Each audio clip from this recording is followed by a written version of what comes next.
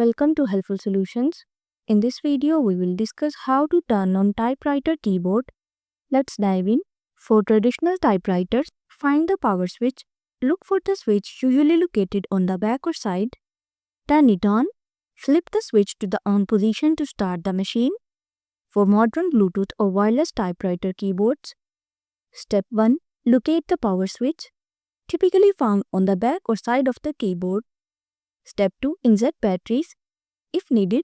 If your keyboard runs on batteries, make sure they are properly installed. Step 3. Enter pairing mode. Hold the SN key and another specific key to activate pairing mode, common for many models. Step 4. Connect to your device. Open your device Bluetooth settings, find the keyboard's name and pair it. For USB typewriter keyboards, plug it in. Connect the keyboard to your computer using the USB cable. Enter calibration mode. For some USB convenience kits, hold down the control key while plugging in the USB to calibrate as noted in certain guides. Additional tip: always check your keyboard's manual for specific setup steps and troubleshooting help.